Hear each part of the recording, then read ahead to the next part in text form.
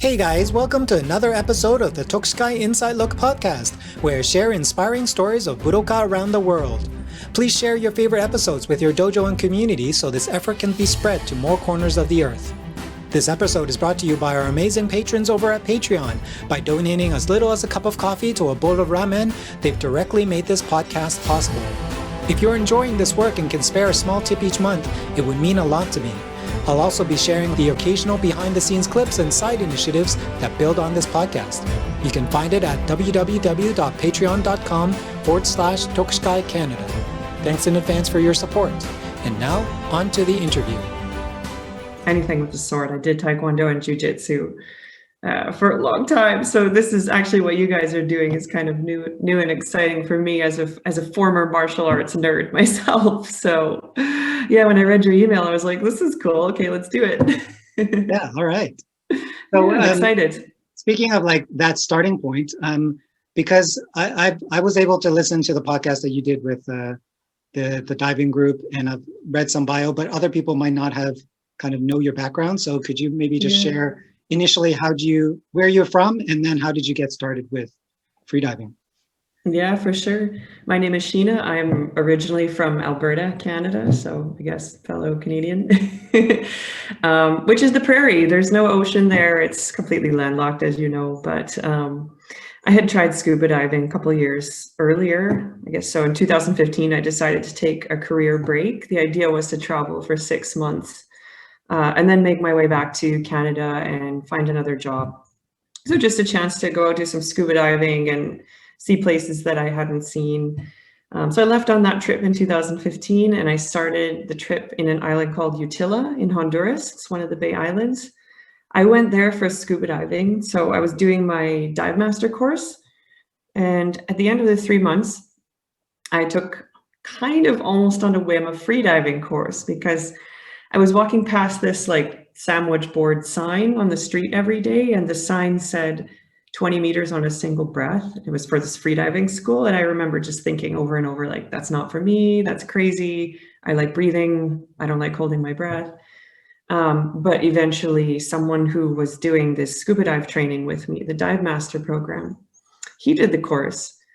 And he was not like a very athletic guy, a bit of a smart aleck as well. And he did quite well. He did the 20 meters, and he came back to the scuba shop and he was like, oh, I did 20 meters. It was so easy. What we're doing here with tanks and scuba diving is for chumps, and you guys are all chumps.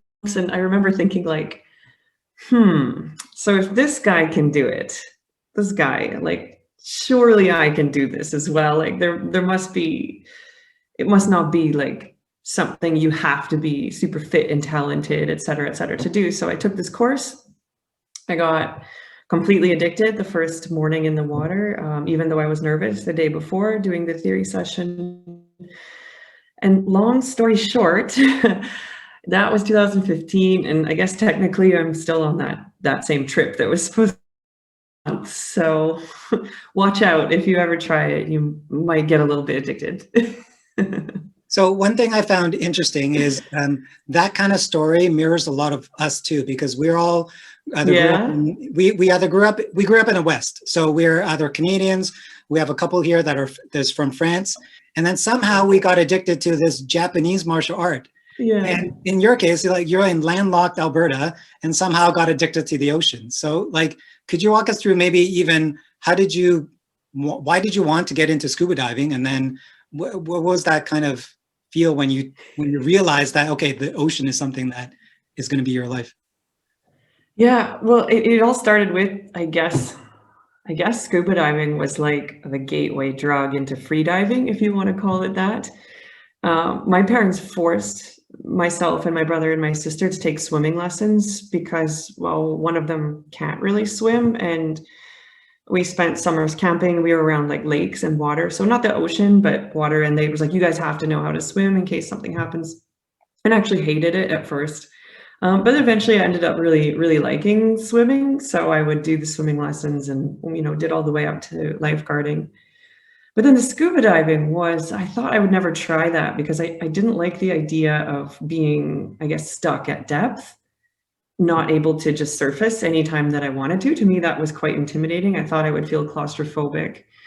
But an ex-boyfriend's mother convinced me, but she was a scuba diver, and she said to me, oh, it's about breath control. She said, when she was talking about scuba diving, she said, it's about breathing long and deep and relaxed and controlling your buoyancy with breathing. And she said, it's like an underwater meditation.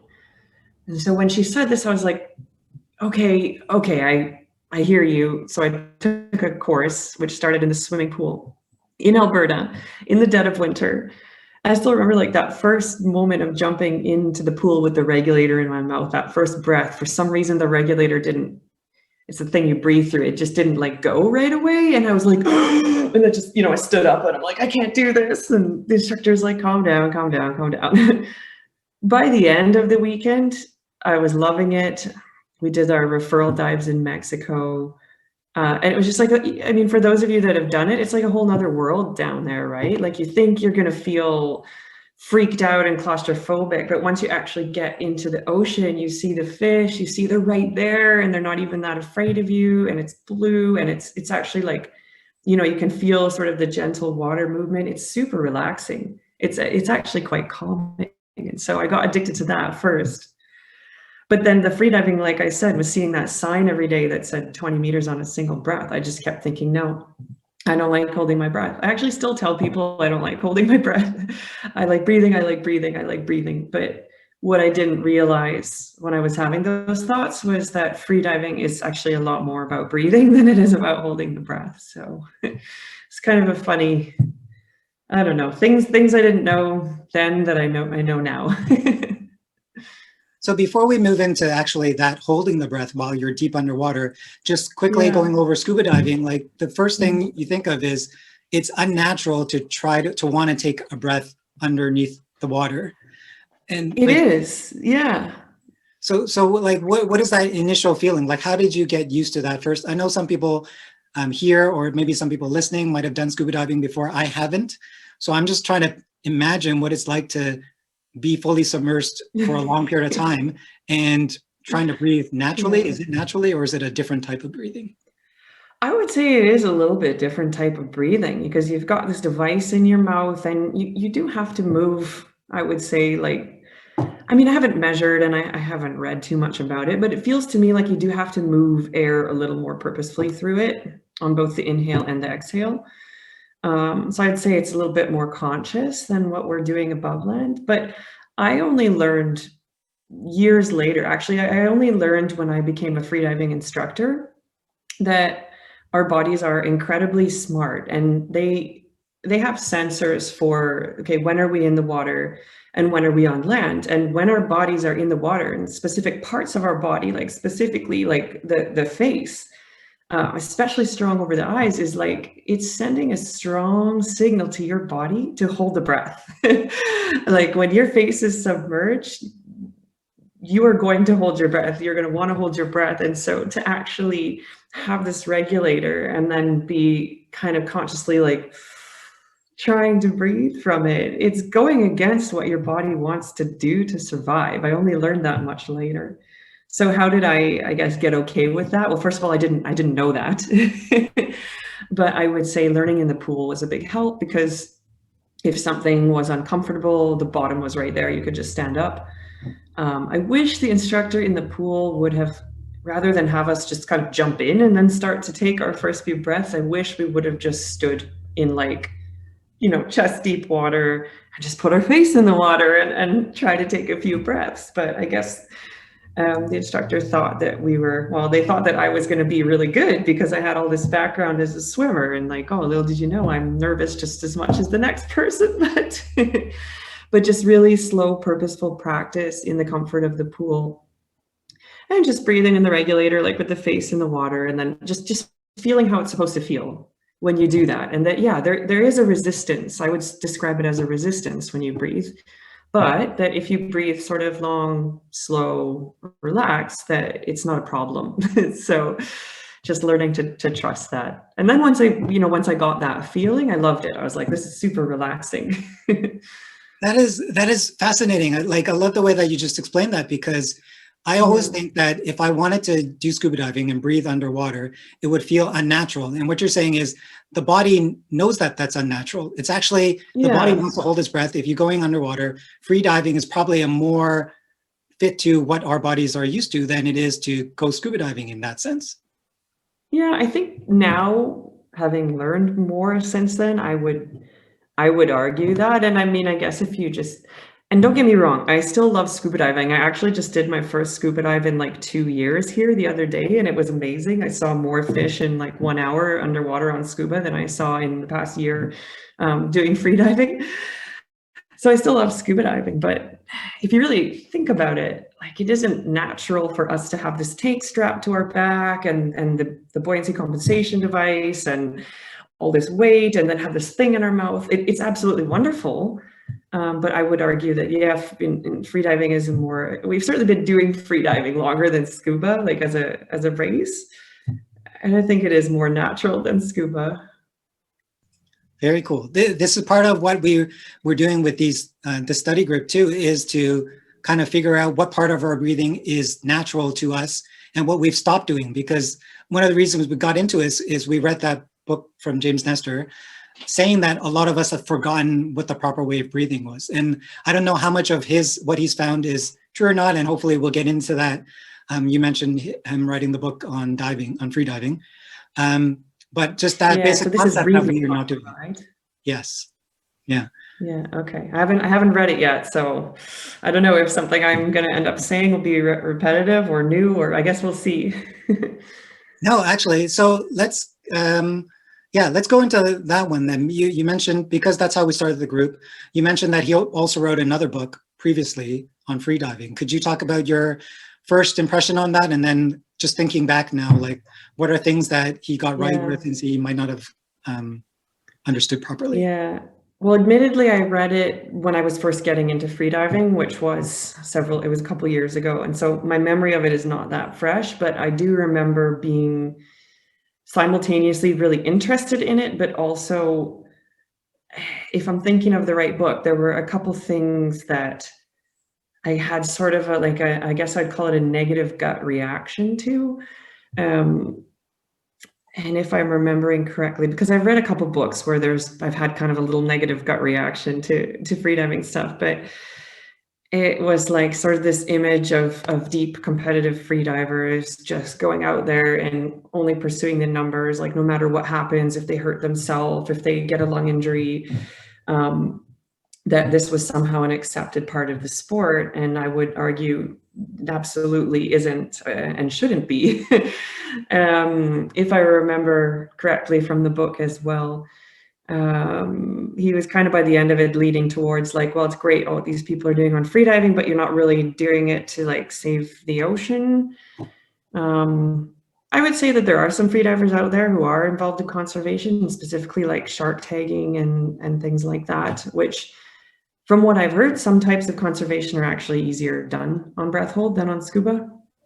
So those are the things that I roughly remember having some reactions to. But that said, I suppose it wouldn't hurt to do a reread since it's been a couple of years.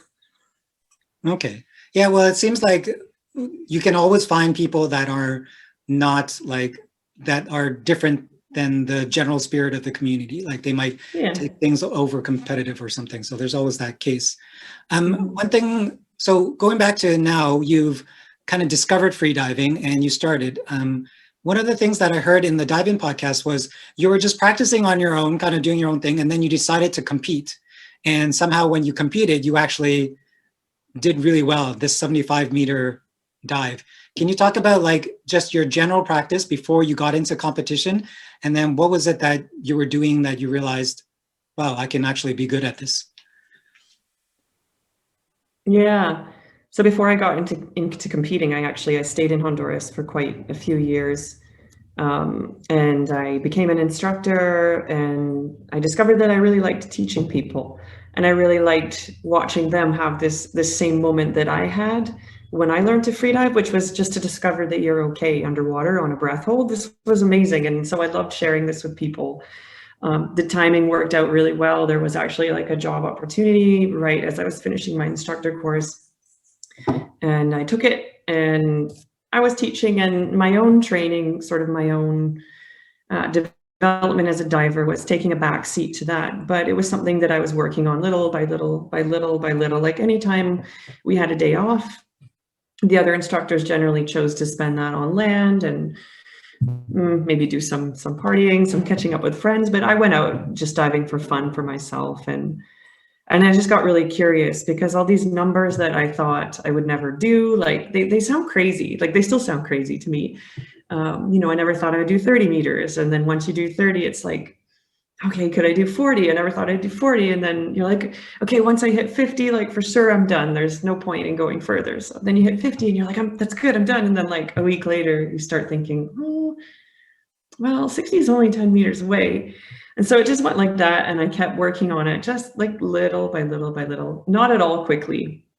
And one day we hired a boat to go to the north side of the island, which is where you find more depth. And myself and 3 other ladies who I still call like my very good freediving friends, we pushed our buoy out into this deep patch, and we had like a handheld depth sounder. So we were checking the depth, and my personal best at the time, I think it was 70 meters, which I had done in Mexico. And I thought I'm going to try do like a 1 meter increase, 71. So we set the line to what we thought would be about 71. It wasn't marked yet, which was our fault, I guess. This has got to be about 71. So off I went. I was going, I was diving. I could kind of tell, I'm like, this is getting to be a long dive. So eventually I turned, came up. And when I came up, did my recovery breathing, I looked at my dive watch and it said 75. And that number was significant for me just because in that form of freediving, I knew that the current Canadian record was 74. And it was set by a woman a long time ago, something like 12 years ago at that time. And at the time it was set, it had been a world record. And so it was just this realization of like, you know, looking at my gauge in disbelief, like I just did that and I had no idea I was doing it. And it's not that it was easy, because it's certainly not easy, but it was doable. And then thinking, well, could I repeat that in front of judges? Because in freediving, to make your performance official, it has to take place in front of judges and, you know, be filmed and all this fun stuff. So basically in a competition. So that's what led me to sign up for the competition. Yeah, what an interesting experience. So that's your first experience, and up until now, there wasn't any like real professional coaching or like doing anything. You were just doing it for fun and stretching your limits. Yeah, almost like a little science experiment, I guess. Like it's a sport, if you want to call it that, that if you have a really curious mind and you're willing to be a bit of a nerd and like take notes, and on the days when you don't have access to depth, if you're willing to do, I guess, I'm going to call them experiments with yourself, but I don't mean that in an unsafe way. I mean in like kind of a curious way. Then you can develop. I would argue that if you have the money for a coach and a training plan, that probably you can have that development a lot more quickly and effectively than if you're just figuring it out on your own or with the help of your friends. But yeah, I was like my own science experiment, I guess. So up until this point, like I'm just thinking about, you're holding your breath and you're swimming downwards.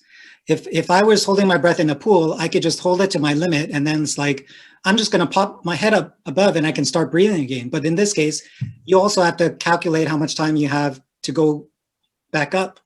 So yeah. What's the process for figuring stuff like that out? Well, it's a big question. And I guess the short answer is, yeah, when you're doing depth diving, and there is free diving in the pool, by the way. So there is free diving exactly as you describe, where instead of going like for depth, they're going horizontally. And in that case, they can push themselves to their absolute limit because all they need to do is then raise their head at the end. But in depth, it doesn't work like that because, yeah, like you said, you have to go back up. So the short answer is, to figure that out, I would say just takes an awful lot of time and slow and careful progression with like highly trained and competent buddies. So I mean, I thought I was doing 71 and turned out my margin of error was such that I got away with 75 just fine. But basically once you start diving deep, it's just increasing the depth like a little bit, like, okay, you know, let's say you did 70. How was it? Like, how did you feel at the surface? What did your buddies observe? Did they see you do anything funny? Do you remember everything? How was the color of your lips? Because if the lips are more blue, it could indicate for some people like you were lower on oxygen. How was the effort? Just all these factors, which you kind of have to try and get a good picture of after. And maybe it was easy. And if it was super easy, then maybe you increase to, let's say, 72, like just a small bit, right? But let's say you did 70 and you kind of don't really remember like the last bit of your dive, where you don't remember your recovery, or your buddy says you had a little shake, or your buddy says your lips were really blue, then it doesn't make sense to go deeper at all. It makes sense to pull back and repeat and repeat and repeat and repeat and repeat until everything is perfect, if that makes sense. So slowly and carefully. So you mentioned a few things like the looking at the color, like what would a notebook kind of look like in terms of all the different metrics that you would? Oh, there's so many. And the way that different people experience them can be vastly different. So I have my own dive log. And for anybody getting into freediving, I don't know if you guys have logs for martial arts, but I have all kinds of logs. I have a log for freediving. Yeah, and I write notes about how I'm feeling during the descent, the ascent. Was I having urges to breathe or contractions earlier than normal? Were they different than normal, or were they pretty normal, or were they later than normal? How did the effort feel on the ascent? Like, were my legs or my arms burning? Did I feel a lot of lactic? Do I remember everything? Is a huge one. And that one you have to have good buddies that you can talk to. Buddies who are meeting you quite deep underwater, and you say, how did I look? What was I looking at? Like, you tell them what you remember, and you see, okay, is that accurate? It can be also really useful to film yourself, right? If you have a camera at the surface. How you are at the surface is, I would say, like a really big metric, because actually most of the problems that are going to happen on a breath hold, they do happen at the surface and not underwater. So how was your recovery? Did you feel gassed? Do you remember your recovery? Would be a big one. Were you stable? Were you breathing properly? Or were you having some uncontrolled movement? Were you having an LMC or a loss of motor control, in which case it is a hypoxia? And so that would be a very clear warning sign that you shouldn't go any deeper if you're experiencing that. But yeah, also the color of the lips, because blood that's lower on oxygen appears darker, and the skin is quite thin over most people's lips. So most people, not everybody, I get it just from being cold, but a lot of people, when they're kind of close to their limit, their lips appear kind of gray or kind of blue, just low on oxygen, blood being sort of drained away from that area. So tons and tons of metrics. But then it's just like, there's some anecdotal stuff as well. Like how do you feel mentally about what you're doing? And this is something that is really interesting and frustrating for me as I keep going deeper, is sometimes it's just, even though all the metrics are checking out, like maybe you're just mentally, you're not there yet. So, and the mind uses oxygen, right? So if you're feeling kind of stressed about doing a particular thing, then that could affect the outcome. So I'm sure there's more. There's got to be dozens more things, but those are some of the things that I'm thinking about and looking at and writing about in my own dive log. One of the things I wanted to ask you was the difference between a beginner and a master. And I see that this kind of thing is actually quite similar. One concept that we have is when we're doing our martial art, a beginner would look at only the sword. They would see, okay, the sword's moving fast, it seems to be cutting. When most of the corrections come with, are your feet in the right place? Are you using the lower body properly? In this case, so it's not like what normal people see. In freediving, what initially is coming to me is that most people think about holding the breath and going deep. Whereas when what I heard you say is, the important part is actually at the surface. So in preparation for the dive, and then what are you like after you've come back up? Could you talk a little bit about like what's Yeah. at the surface that's so Yeah. yeah. Yeah. And actually something you just said really interested me is, oh, I've lost it. Oh, about the difference between the beginner and the master and freediving, and how you said most people think it's just like about holding your breath. Yeah, when people get into freediving, they're obsessed about like whether they can hold their breath long enough or not for a certain dive.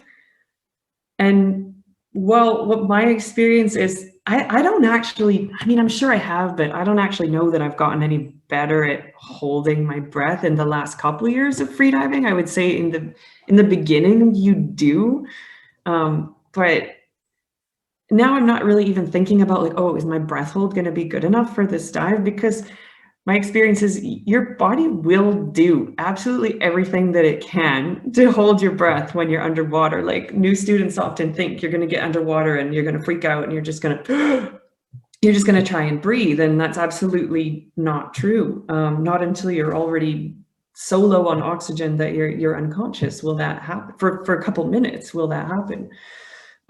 So it isn't about, okay, I hold my breath enough to do this dive. It's more about, I would say, your relaxation level before the dive, but also during. Your ability to be comfortable being a bit uncomfortable, because some of the sensations you're going to feel, especially as you get deeper and longer dives, especially sensations related to high levels of CO2, they're not comfortable. Nobody likes them. Nobody on this planet likes the feeling of high CO2 that I know of, and I'm no different. So your ability to accept that without reacting to it, your technique. So the easier that you can move through the water, obviously the less oxygen you're going to use and the less CO2 you're going to generate as well. And I would say you're streamlining as well. So the same thing, the better you can move through the water, the more efficiently, then the less oxygen you're using, the less CO2 you're generating. So relaxation before and during, streamlining and technique, I think. Yeah, so there were two things there. That one of them, in terms of like holding your breath, is how much air can you bring into your body, and then how quickly do you use it off? How do you think of each one of those things, like technique-wise, to improve? Yeah, I mean, the answers to those questions, I think, are going to be really different, like person to person, and they're going to be affected by like the exact things that I just, I guess listed, like the relaxation, right? Because the way I think of it, I only have a guess of how much air can fit in my lungs, because I've only ever blown into the spirometer thing once for fun, and even then it doesn't know exactly how big your lungs is. It can just give you a guess of what you can move. But I also know that there's oxygen stored in our blood, and I believe also in like the muscles and other parts in the body. So I don't know exactly. I know if I put a fingertip pulse oximeter on, I know it can have a look and it can say you're at 99 or 98 or whatever, which is about as good as you're going to get. You're fully oxygenated. But in terms of, okay, how much do I use and how much do I need to use to do a certain type of dive? Well, until they invent a dive watch, so this is my crazy business idea. One day they're going to invent like a little nano robot that they put into your bloodstream, and it's going to transmit through Bluetooth data about your oxygen saturation to your dive watch. And then you can set up alarms based on all of this stuff that you're just asking. And then it can say, like, let's say you're on the way down, you're trying 90 meters. This computer could like do a calculation, and it can be like, no, you can't make it on this dive. You don't have enough. And so it would like send you an alert, but this doesn't exist yet.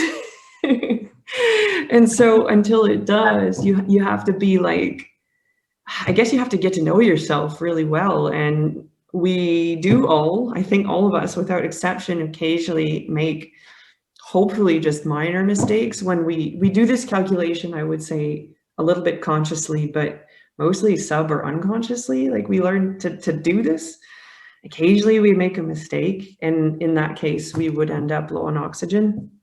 But yeah, at the moment it's really down to feel and experience. It's so funny you bring up that because I just listened to a podcast yesterday on a blood glucose monitor where it's like, Oh, cool. and as soon as you eat something, it could tell you how that is affecting your metabolism. And it's like, oh, you just ate a chocolate cake. You need to start exercising or doing something to. Yeah, that's funny. It's probably coming very soon. Yeah, one day for freediving, if it continues to grow like it has, then it will. It has to. I don't know when, but like this would be super useful. But I also wonder then if it would kind of prevent you from, I don't know, like getting to know yourself in a way that you otherwise wouldn't. Yeah, As I'm cheesy sure, like, as that is. well, any sport is going to have traditionalists that are saying like, yeah, it's about the person and not like technology helping you out and all that. So one thing I wanted to just quickly go over was because we've so far at least the podcast that you did was with people that understand diving. So for me, I'm looking at a pool, like an Olympic-sized pool where they do like those dives. It's only 5 meters deep. Like I looked that up. And like your first free dive was 20 meters, which is like 4 times that amount. And then now you're going to like, I can't well, even. The first one was 12. 12, yeah. But I'm looking at the Olympic diving. And I was like, okay, that's pretty deep already.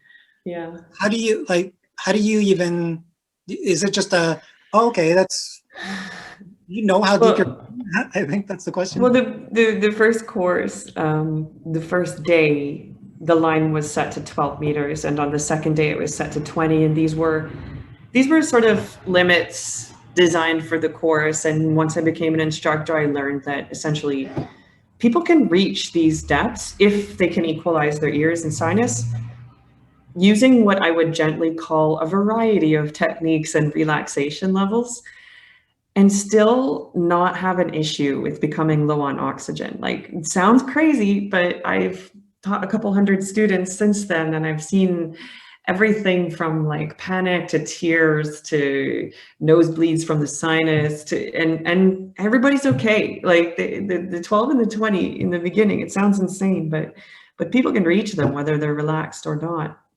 But yeah, the first day was 12 meters and I actually was super intimidated. But the instructor told me, just close your eyes and grab the line and just pull and equalize, pull and equalize. And so I did what she told me because I was trying to be a good student. And then suddenly I was at the bottom. And like when you reach the bottom, there's that moment of like I shouldn't be here. But if you can move to the next moment, which is, but wait, actually, I'm okay. Like I'm not in pain and I don't feel like I have to breathe. Then suddenly like it just unlocks for you. You're like, oh, I can do this. Like it's almost like a dirty little secret of the sport. The sport is something I think that sounds really, really hard, but for recreational depths, which at the moment are defined as being up to about 40 or 50 meters, it's really achievable for people without any special, I would say, like fitness level or skill set. But with training, definitely like with taking a course, a proper course to teach you like proper technique and breathing and relaxation. So speaking of training, we have a question here from Ron. Did you want to ask that? I'm just going to wait to see if he opens up his video. If not, then I'll ask it for him. Well, he's got a really nice preview image. All right. So his question is, what are your dry, so out of water training activities? Oh, at the moment, they're centered around fitness because us freedivers can get a little bit lazy since we're so used to like when we're in the water, we have to be relaxed and the focus is on relaxation and efficiency that I'm guilty of in the past, and many freedivers I know as well are guilty of being like, oh, well, I can't go for a run or anything because it's strenuous and I need to save my energy for the dive and I need to be really limp like a noodle and relax. It's kind of not true. So at the moment I do mostly like high intensity interval style training because it's got an anaerobic and an aerobic component. And there's possibilities to get a lot of lactic acid going. And like, let's say, for example, I'm doing a lot of diving with my bifins, which is where you would kick like this.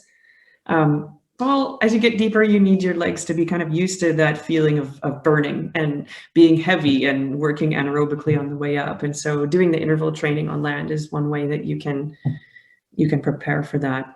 I don't do at the moment really any breath hold training on land. There's been times when I have, and that would be times when I'm away from the water for a couple of weeks or months. Then I have done some dry, they call them CO2 exercises or CO2 trainings, but at the moment I'm focusing mostly on fitness. What's an example of dry land CO2 training?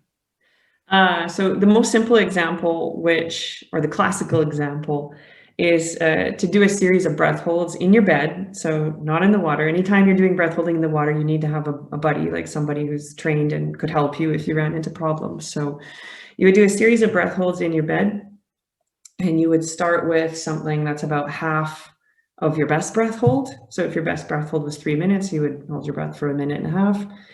But then you would give yourself a decreasing recovery time each breath hold. So maybe then you recover for 1:45, then you hold your breath the same time, 1:30, recover for 1:30, 1:30, 1:15, 1:30, 1 minute, 1:30, 45 seconds, all the way down to having only 15 seconds to breathe and recover. And so the purpose of that training is to get your mind and a little bit your body comfortable with higher levels of CO2. Specifically, I would say at the beginner level, your urge to breathe, which is the thing that I think most people find the most uncomfortable when they're learning. So just kind of getting comfortable with what that feels like and able to relax when you feel it. So dry breath holds with decreasing recovery time. Is that only for mental training, or does your body get stronger or able to more efficiently use air? There is a theory that that we do have quite. I've heard we have quite good sensors for CO2.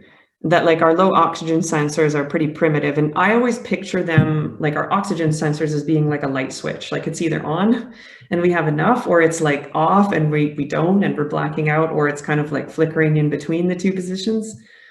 But the CO2 sensors seem a lot more sophisticated. They give us sort of varying degrees of discomfort or urge to breathe or muscle contractions and things like this as the CO2 level rises. And the theory is that we can actually train them to become more, what would be the word, more tolerant of high levels of CO2. And so that this type of training, well, this idea of exposure and then maybe some days of rest and then sort of slightly increased exposure is going to do it. So yeah, we have training for the CO2 in that spectrum. Could you talk a little bit about that light switch oxygen level? Like what's happening there, and then what happens when it switches off? Yeah. So we have a couple of terms for hypoxia, which is low oxygen. So I guess the most serious one would be a blackout, which is a loss of consciousness due to low oxygen. Typically that would happen at the end of the dive when the oxygen level is the lowest. And typically if it's going to happen, it would be on the surface, sort of as the diver releases their first breath that they were holding throughout the dive, and then they start doing their recovery breathing. Well, unfortunately for us, there's a delay in the time it takes for that oxygen to get into our lungs, into the alveoli, into the bloodstream, and then, to the heart, and then to the brain. Takes a little bit of time.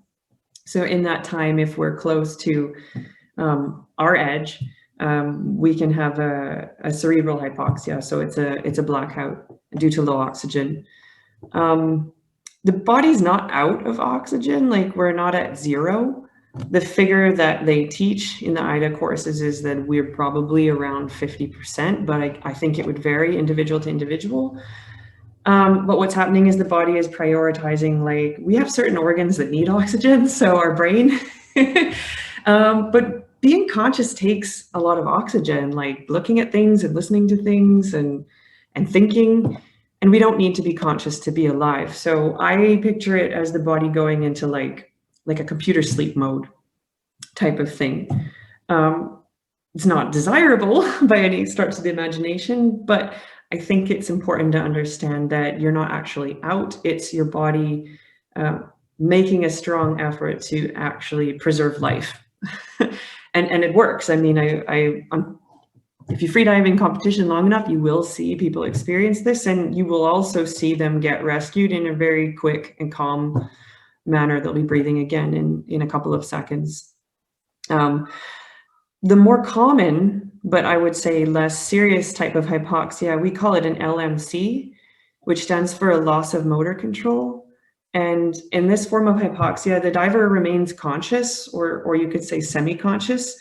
So the oxygen level is low, but it's not quite low enough for a full loss of consciousness. And this is where I picture it as that light switch. It's kind of like, you know, when you're a kid and you do the light switch rave thing, you like flick it on and off and you're like, look, and the lights in the room are going. It's like this. So your normal cellular functions are going to be disrupted because there isn't quite enough oxygen. And what you see if you're watching someone have a loss of motor control in LMC is like an interrupted motion. So whatever they're trying to do, the movement is going to be interrupted. And usually what people are trying to do when they're at the end of a dive and they're low on oxygen is to hold their head up and breathe. So maybe they'll be holding on to a buoy or the edge of a platform or grabbing onto a line, and it will be like kind of a motion, often like this.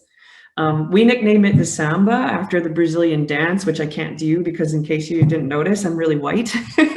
So I don't have very good dance skills. I know that's a stereotype, but it's absolutely true in my case. But a lot of like sort of shaking motion, usually in the head, the chin, maybe some wide unfocused eyes. It could be more subtle as well. Sometimes if they're grabbing high on the comp line, maybe just the hand is shaking. Maybe just a foot twitches underwater, or maybe when you're buddying them, you actually don't see anything, but suddenly they look at you like, and you say, what? And they said, I just felt like some electricity. It's like, well, that could be it as well. So, so that would be, I mean, I'm going to use the term less serious, not to say that it's not serious, because as the diver and the safety, like absolutely it is, but sort of easier to manage from a safety point of view, since the diver is still conscious. So that happened to you during a competition. Could you talk about that experience? Yeah, so in 2019, I had my first proper experiences with hypoxia. And I guess I'll start by saying that they were absolutely my fault. When these situations happen, I think there's not a lot of mysteries in freediving. You know, sometimes people have a bad dive and they're like, why did this happen, universe? And well, I think really, if you're really honest with yourself, it's not a mystery. In my case, it wasn't. It was totally my fault. But it was a 4-day-long competition, which isn't normal. Usually there's kind of like 2 days and then a break, 2 days and then a break, 2 days and a break. But because it was a short comp, there was no break. It was kind of on the athlete to take a break if they thought they needed one.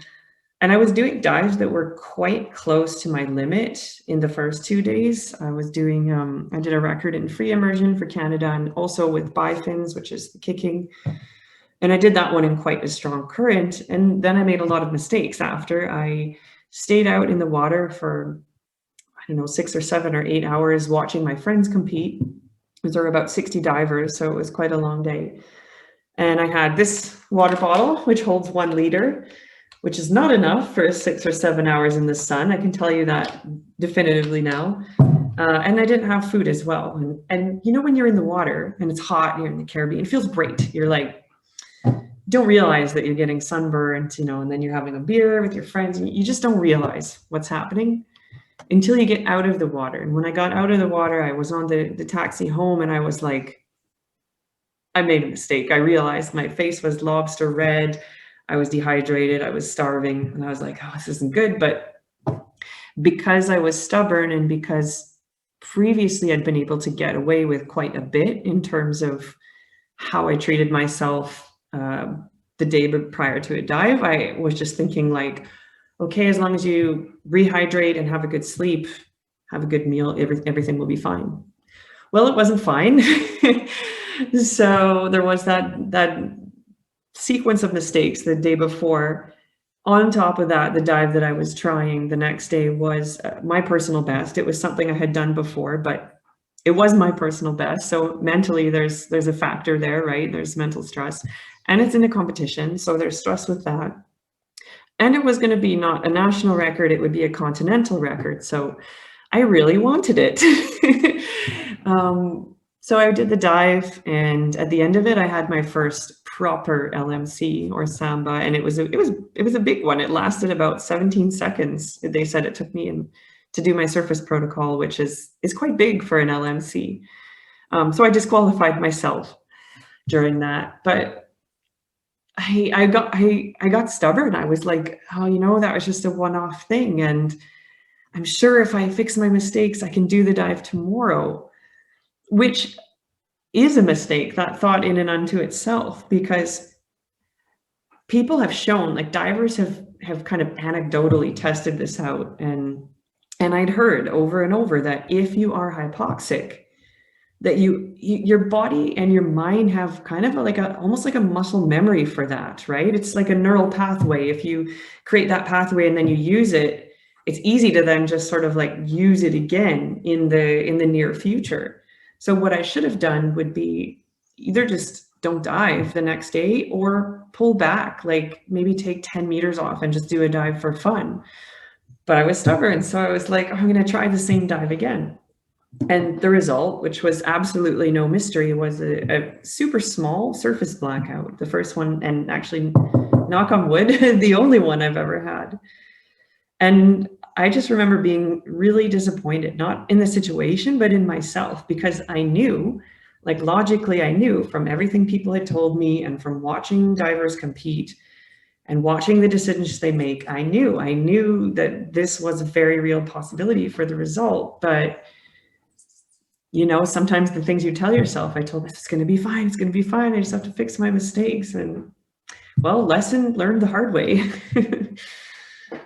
So yeah. How dangerous is something like that? Like, have there been serious issues with other freedivers? So for example, like the ones that I had, I would say would be absolutely not dangerous at all. In the competition, I mean, I guess first of all, hypoxia is not a desirable result. And even though there are divers out there diving at quite a high level who seem completely comfortable to repeat that as a result, I'm not. And I wasn't. I was really disappointed in myself. So that said, if you're going to be hypoxic, the competition is going to be the absolute best place to be hypoxic, because you're surrounded by safety divers, multiple, usually 4, minimum 3, doctors, nurses, and other divers who are all certified and know how to deal with the situation. So you're in very, very good hands. The problem, I would say, the biggest problem I would say with hypoxia is if it happens when you're alone. And so this is where, if you go on YouTube or you start digging, you can find or see stories of like freediver deaths, especially like in Hawaii, for example. And what these deaths are, I can't say 100% of them because I don't keep track, but let's just say like 99%. Is people who went out spearfishing and they went out without a buddy. So I believe like every sport has risk, and we mitigate risk in freediving by never freediving alone. We freedive with a buddy, and I would add not anybody, like it has to be a buddy who's qualified and trained, somebody who knows how to deal with these responses. So a certified buddy. And if you go out alone and you run into hypoxia, the problem is then there's no one there to help you. And the real risk is getting water in the airway, which it doesn't happen like right away. But let's say like worst case scenario, diver did something crazy and they suffered a blackout. Probably they will end up face down in the water. And although they'll be okay for some sort of short window of time there, because their body will do everything it can to protect themselves from drowning, well, as their oxygen levels continue to drop, eventually they're going to take an involuntary breath, and then it will become a drowning situation if they're alone. There's no other outcome. They're not just going to lift their head and start breathing. No, they're not going to come back. Wherever they are, they're going to try take an involuntary breath. And that's where it becomes, I would say, super dangerous.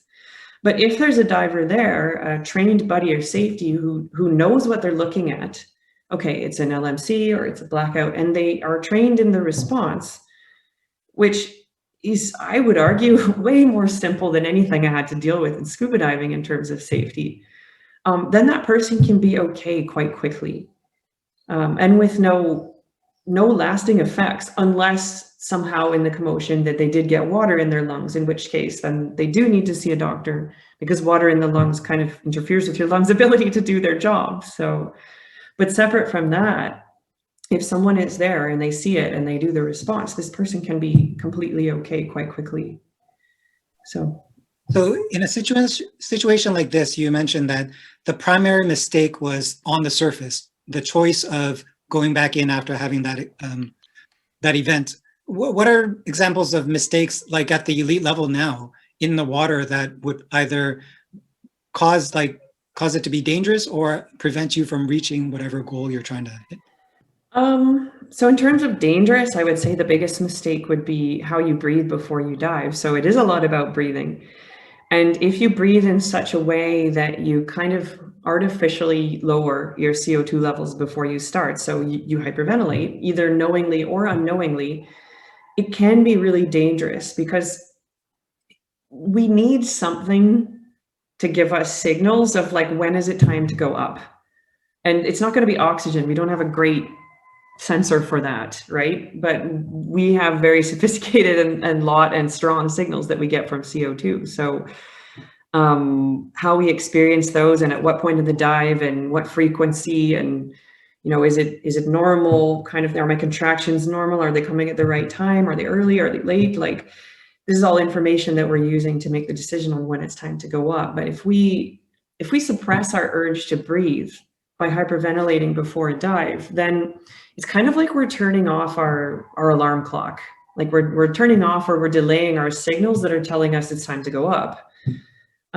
Which means we could carry on a dive feeling great, but really we could be kind of approaching our loss of consciousness threshold at some point. So I'd say before the dive, a big mistake would be in the breathing. Mistakes that can prevent people from reaching their goals. Common one, and I would say not at all harmful unless the diver chooses to ignore it, would be an inability to equalize. So you announce what depth you want to do the day before. So you say, I'm going to do 82 meters or whatever. And let's say you go and you try it and you turn at 75. So you turn 7 meters short because you couldn't equalize your ears. Well, then you don't get full points for what you said you would do, but it's okay. You come back to the surface and, it's sort of a technical error. The only problem with that would be if the diver realizes at some point, oh, I can't equalize, and they decide to continue. Well, now you're risking injuries to the middle ear, to the eardrum, which then you have to stay out of the water so that you don't get a middle ear infection. So not a wise choice, but I have heard stories from people. Yeah. So you mentioned in the other podcast that there was one dive where you're almost there and then you had a thought. Could you? Oh, the one that I said, oh, I'm going to make it. Yeah. So this was when I was trying in training, I was trying a 100-meter dive, which, I mean, come on, that's a crazy number. And I was pretty freaked out because there's only like officially, I think there's only like 6 women who have done it, but there's a couple more who say they have done it in training. So I'm thinking like, okay, I'm about to do this dive that only like a handful of women have done. And so, just setting the line to 100, it was like so nerve-wracking. I was like, oh my God, like trying to get my mind together was like, it's a mess. But then I decided, okay, just go on the dive. I said to myself, just start the dive and see how it goes. So I'm on the dive, and actually everything was going pretty well. Like I wasn't having any weird thoughts or feelings. My equalization was usually my limiting factor, and it was working super well, and everything seemed to be going according to plan. And rather than sort of being in the moment and just focusing on equalizing my ears proactively and keeping myself streamlined and relaxed, that thought crept in, and it was like, oh my gosh, this is going well enough that you're going to make it. And so as soon as you have this thought, right, of course, then your focus is just for that moment, it's gone. And I freaked myself out and I said, nope. And I just turned. It was kind of a funny thing. And I have to just laugh about it because, yeah, I could have gone there on that dive, I'm sure. But, you know, that little breach in concentration, and then it's like, oh, no. And this is not something you could just, like, as soon as you surface, finish, and then you can just go back again and try. No. So like when you're trying dives that deep, first of all, it's like a huge anaerobic effort, and you feel pretty bagged after one. And so if you try another one after some time, it's almost always going to feel worse because you're tired.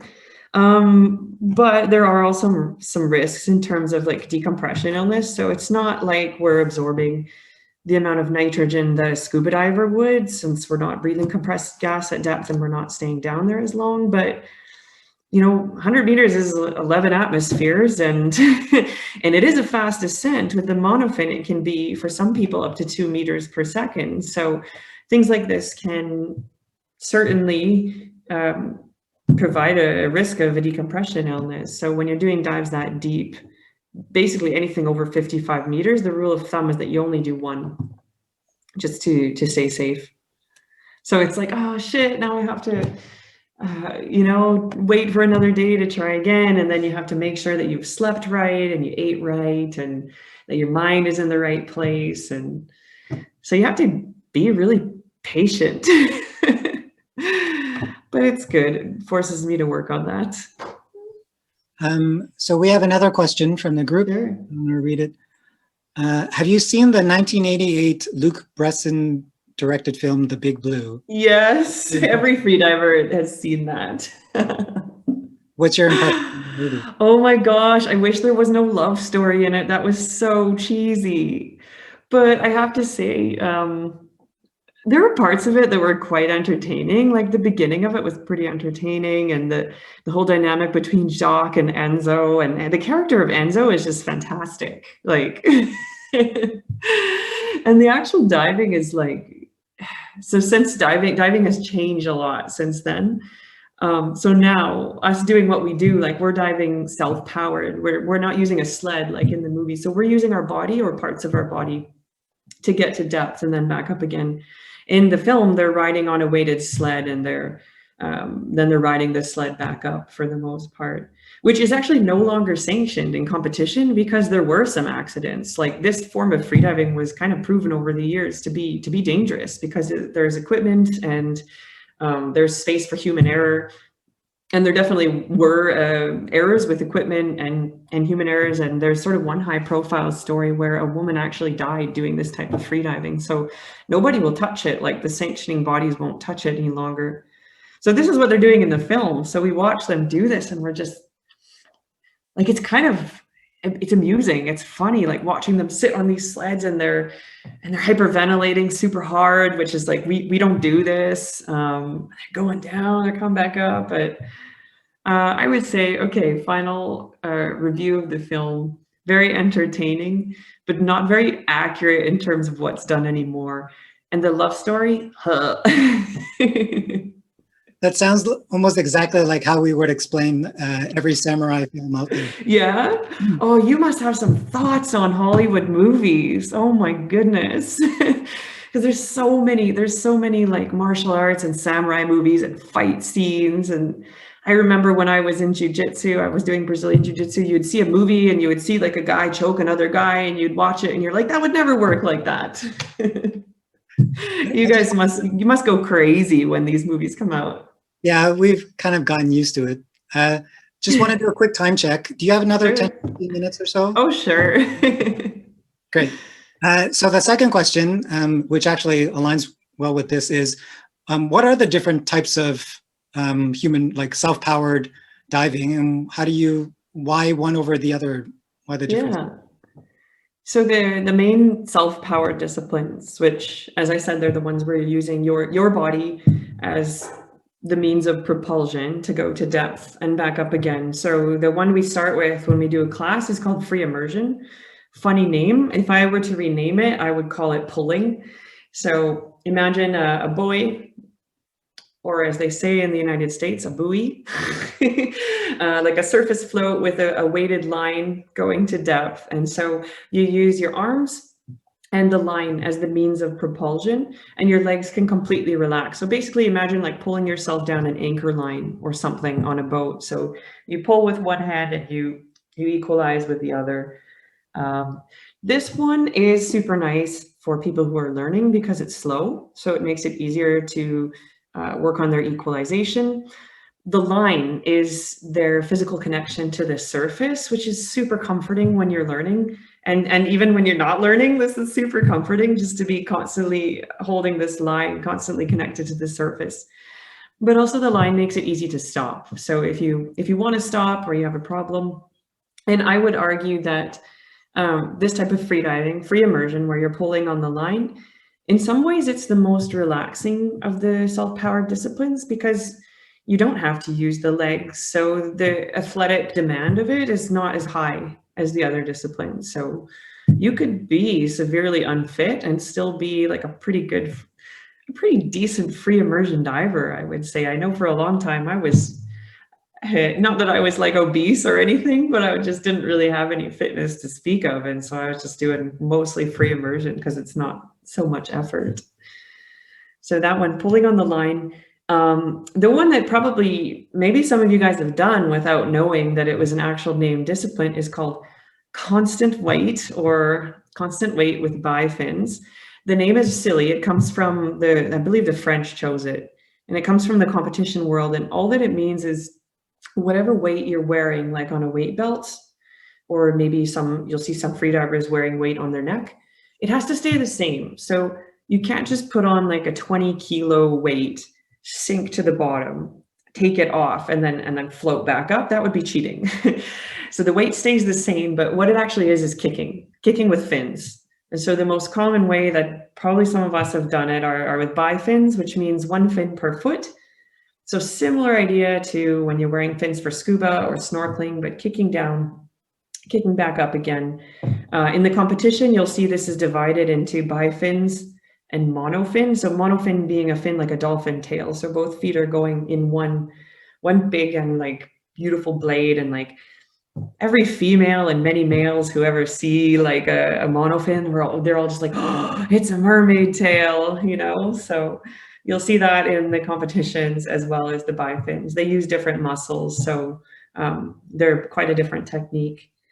And then lastly, for the self-powered, we have a discipline called constant no fins, which I would rename to be swimming. So the diver uses a modified breaststroke. So the stroke is sort of similar to what you would do for breaststroke, but modified to work underwater. Similar kick with the legs kind of coming around roughly like a frog kick, I guess. And the diver's not allowed to wear fins or to touch the line, so they're just swimming down and back up again. So that, I would argue, is the hardest discipline. Also, maybe the slowest, because it's so much work. I would say this one requires probably the greatest level of physical fitness and perfect technique. And the records in this discipline are shallower than the other self-powered disciplines because it is so much work. I don't like it because it is a lot of work, but people who do it, they get quite addicted. They feel that it's like the most pure form of freediving. And I get that. Even though I don't like it, I understand that because it's really just you swimming down and swimming back up again. So yeah, so we had the free immersion, which is pulling on the line. Well, imagine that's down. We had constant weight, which would be either with the monofin, like a dolphin kick, or bifins, and then constant no fins, which is swimming. So we talked about the technique, like the actual styles of kicking or pulling, and then breath work. One other concept that seems to be very similar in all types of athletic stuff is relaxation of the body and then not thinking about things. So you mentioned. Oh yeah. So that's very similar to what we do in our practice too. But I want to bring up another movie reference, Free Solo. Have you seen that? Yes, that's the climbing one, right? Yeah. With Alex Honnold. Yep, without I'm not a climber, so full disclosure, I'm not a climber, but somehow I end up watching like, okay, that movie, but also on YouTube. I end up in these crazy, like I call them click holes, where like you click on one thing and then it starts recommending you 5 more videos on the side. And so I'll be like, oh wow, I end up in these climbing click holes. It's like suddenly I've watched 6 climbing videos on YouTube and I've never even tried climbing. And to be honest, I don't have any desire. But I will say what I've noticed is there seems to be a lot of crossover in terms of the mental side of things, and maybe specifically like the kind of flow state that you have to get into when you're doing these things. And I've met a lot of freedivers who are also like, they came to it from climbing and vice versa. And actually one really good freediver, when I was just getting started in competition, he was like, there's a book you need to read. And I was like, oh, what book is it? Thinking that it was going to be a freediving book. And he told me it's a climbing book and I think it's called The Rock Warrior's Way.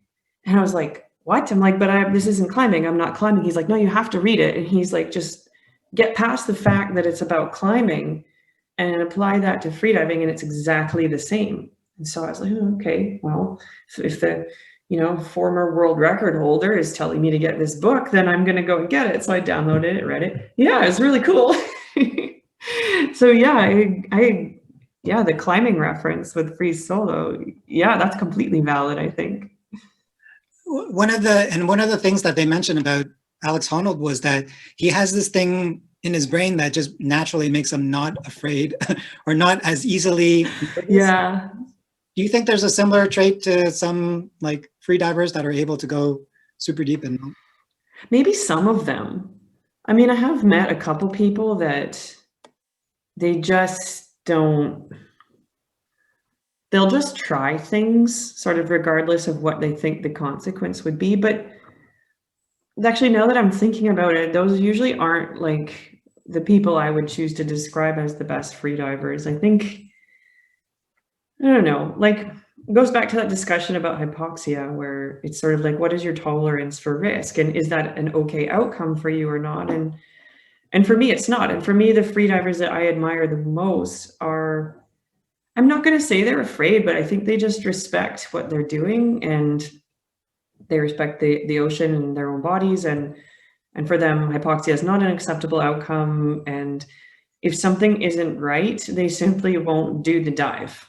And I mean, not necessarily like something isn't right that day, so they cancel, but the most successful ones that I've seen are the ones who can kind of set up their lives and their training such that like there's only one sort of path to success, really. Like it's just everything around it that just get it so perfect. Like they just get all the factors controlled, or as much as you can control, and then in the moments they make the right decisions. So I wouldn't say it's a lack of fear more than it is like, I guess just like a really deep understanding of like what they can and can't do, and who they are, and what things need to be in place for them to succeed. There certainly are divers out there who I would say they absolutely lack fear, and those are the ones that they do go out and they kind of just, they're like, well, let's see if I can do it today. And sometimes they succeed and the results can be tremendous, but a lot of times they don't. And then the result is hypoxia,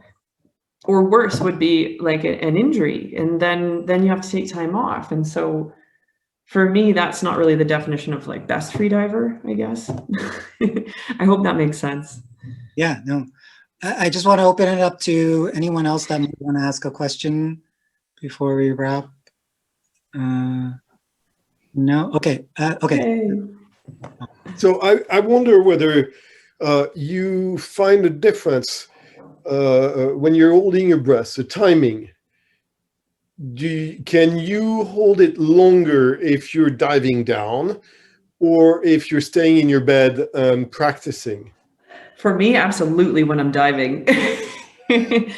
I said at the beginning, I don't like holding my breath. And that's like, even though I'm doing this breath holding sport, I still hate it.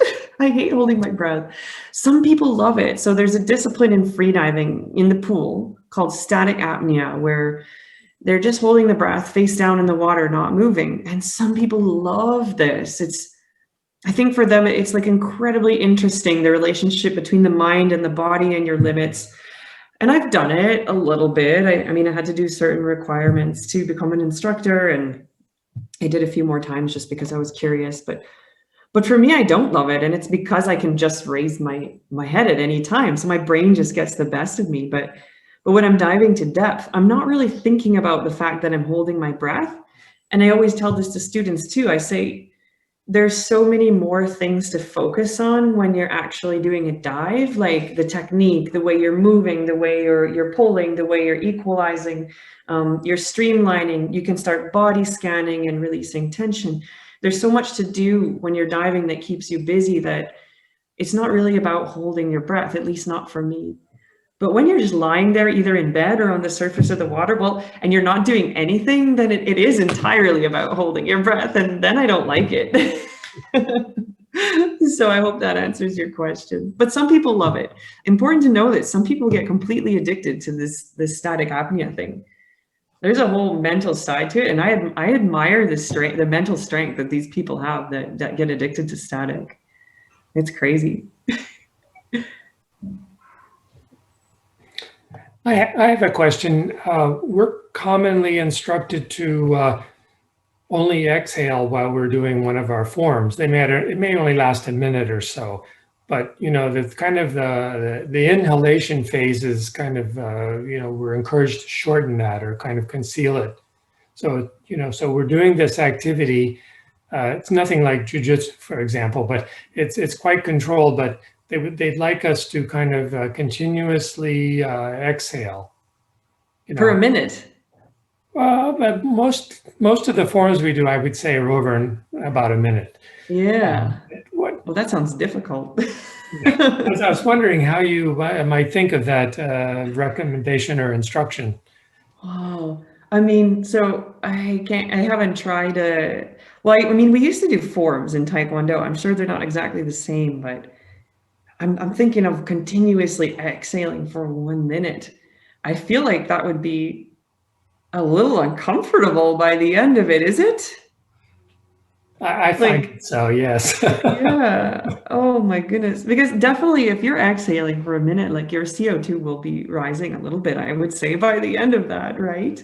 Yeah. I'm curious though, like I'm curious why they say this. Probably there's a good reason. I do know, I've been told, and one method of breathing that I learned for freediving in the beginning, so in order to prepare yourself for the dive. Now I do something different, which is incredibly boring and demystifying. But in the beginning, I was doing this breathing that had super long exhales. And I was told that it was to prevent hyperventilation, for one, when you're new and you're nervous. But I was also told that when you do a super long exhale, that your heart rate goes lower. And I questioned that. So I tried it a few times on the fingertip pulse oximeter. And actually, it seems like it works. Like if you do a long exhale, your heart rate drops a bit.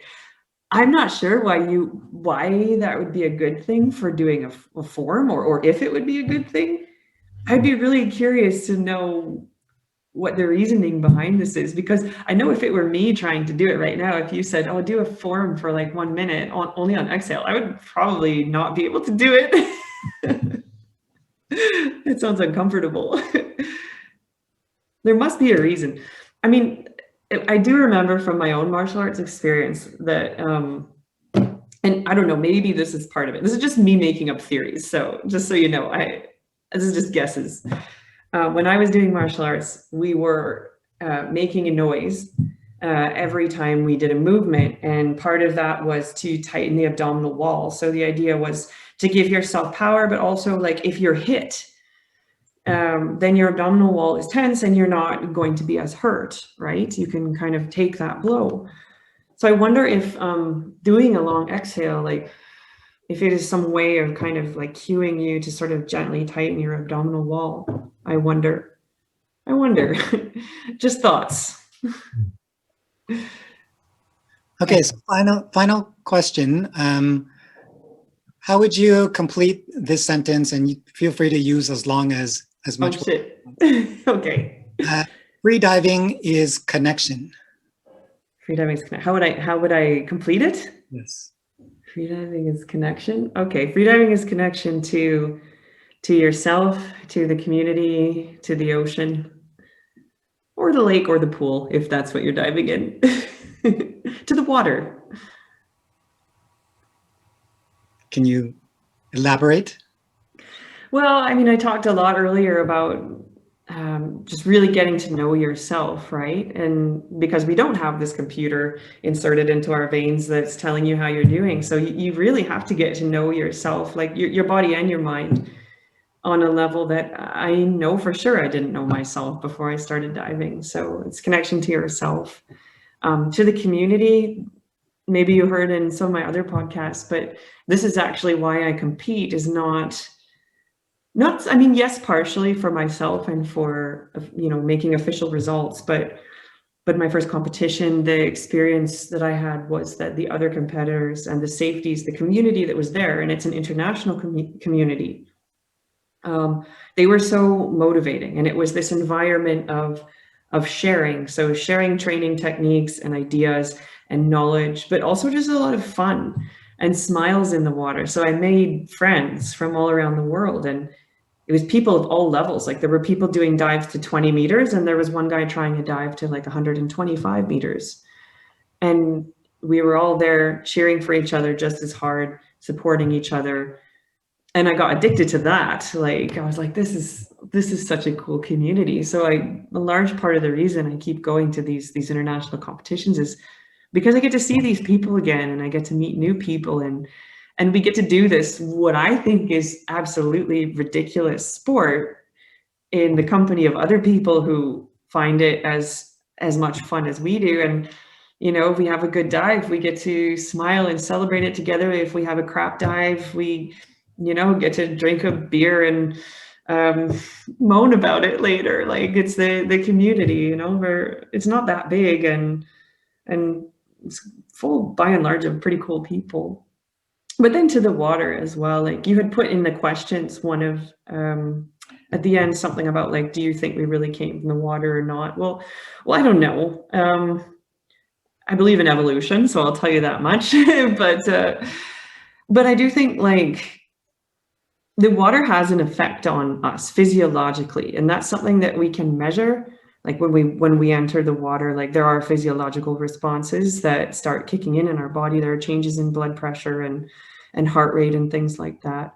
So we're absolutely affected by the water, and I would argue in a very positive way. And I mean, people have been kind of seeking out those effects and that connection for a long, long time. And I think this is another way of doing that. Or you could expand it to even say like connection to the underwater world, depending on where you are. But to get that physiological connection I'm talking about, like really, you can do that in a swimming pool. If you're fortunate enough to be able to do it in a lake or in the sea, then there can be so much more, right? It can be a new way of exploring and appreciating the underwater environment as well. And maybe if you're somewhere where there's not much to see, then this is the cheesy thing, but like if you're diving up and down on the line, you're not looking at anything, then people say like, oh, well, you know, we're exploring ourselves, which is cheesy, but it is true. So yeah, connection to yourself, to the community, and to the water. I think that's my final answer. That is beautiful. It's a great way to wrap this up. Thank you so much. Oh, you're welcome. This was fun. This is like, what a cool email to get. When I got that email from you, I'm like, what is this? And I watched one of the videos, and I think it was with I'm not sure where they are on everybody's screen, but on mine, they're on the bottom left. It's Helen Cousin. I think you did a interview. Somebody was a physiologist. Yeah, they're a biologist, yeah. Yeah, so I was watching that one, and I was like, and she was saying, she was saying about like oxygen being stored in like the water in your body. And I was like, oh my gosh. And I'm like, I'm learning things. This is cool. So watch that one, or part of it anyway. And then I emailed Patrick back, and I'm like, yeah, this sounds cool. Yeah, I was so happy to see. Cool. I think there was a question, one more, Chris Sensei. Yeah, sorry, having to do two things here, but interesting talk. Yeah, and you pretty well scared me straight. Yeah, so it's okay. Oh no. Yeah, in a good way. In a good way. I just wondered, yeah, just to throw it out. Have you ever dreamed? Have you ever dreamed of your dive? Like one that I've done or one that I haven't done? Or... Has that ever happened? Yeah. I have definitely had dreams in which I'm freediving, but not that often. Usually I'm dreaming about everything around freediving. But I have definitely had at least one dream in which I was hypoxic, which I guess you could say it was a nightmare because I don't want to end up that way. And I've definitely had dreams where I was freediving, but not like dreams where I'm actually on the dive, more sort of situational dreams where I'm like, you know, I'm in the water next to the buoy, or I'm here in Dominica at the platform, and like we're doing freediving, but I'm not actually underwater. Which is funny now that you mention it. I wonder why I'm not dreaming about the underwater part. Just the surface part. I just thought if you ever experienced lucid dreaming, that you could go to any depths you wanted. That's true. That is true. That would be amazing. Yeah. And then to come back and then, yeah, that is possible. Yes, I was there. Nah. Well, now I know what I'm going to Google search later today. Okay. Cool. Thank you so much. Thank you so much. Yeah, thank you. And thank you everyone for coming. Thank you guys. Thank you. This was a fun way to spend the afternoon. Okay, so I will want to post this online, but you will get to see the whole thing before. And cool. Yeah, and then so I'll be in touch in a few weeks. Okay, great. Thank you. Thank you for having me. Y'all. All right, take care, guys. Bye-bye. Bye. Hey guys, I hope you enjoyed that episode because we have a lot more exciting conversations to share as we explore the world of the traditional Japanese martial arts. The Inside Look podcast is brought to you by our amazing patrons over at Patreon. If you are enjoying this work, please consider supporting me at patreon.com/Tokuskai Canada. To contribute to this effort, you can find me on Facebook and Instagram at tokuskai.canada or subscribe to our newsletter at subscribe@tokuskai.ca. Until next time, thanks for listening.